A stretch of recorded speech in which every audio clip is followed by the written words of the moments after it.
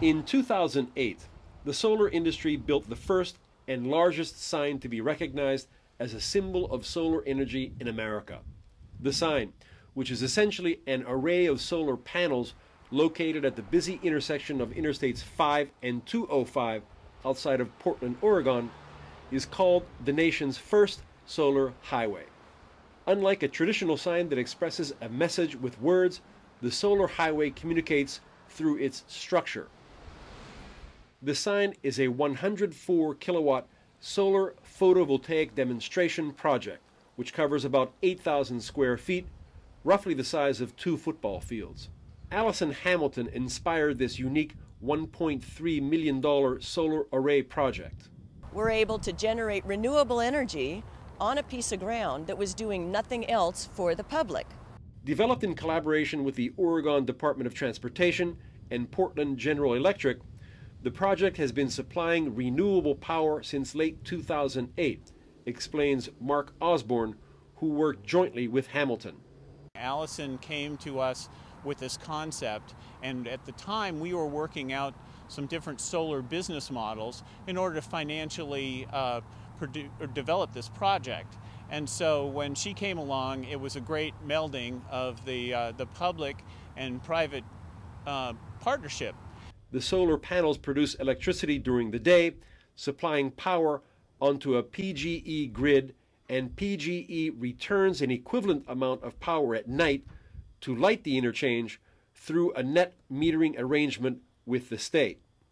The solar highway produces about 112,000 kilowatt hours a year, which is about 28% of the 400,000 kilowatt hours used to light the interchange.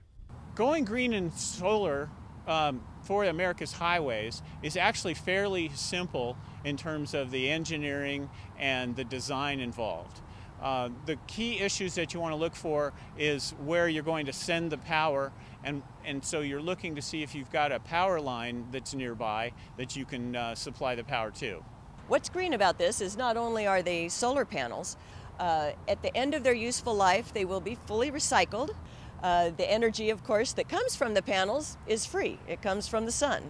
The road sign consists of dozens of photovoltaic panels made in the state of Oregon, says Lynn Frank, former Secretary of Energy in the state who supported this initiative. In fact, we went to Portland General Electric and said we would very much like to put a solar highway project on the transportation system. Where would you like to have a project installed? And Mark Osborne said, I would like to have it at the interchange of I-5-205 because of the visibility at that location. And again, over the life of this project, more than 1.6 billion vehicles will come here. Soon, the solar highway will double in size with the addition of many more panels. We're going to add another 150 kilowatts here at the site. If you take a look at the site, you can see that there's plenty of room to expand. We put the fence line large enough to grow this site out. Meanwhile, the Oregon Department of Transportation and PGE are looking at proposals for other highway projects that generate renewable energy. Oregon has worked very closely with the Federal Highway Administration, and it's important to note that in Oregon alone there are 19,000 lane miles of right-of-way. Less than 1% of those lane miles would supply all of the electricity needed by the state transportation system. Less than 10% would supply all of the electricity needed by the state of Oregon itself.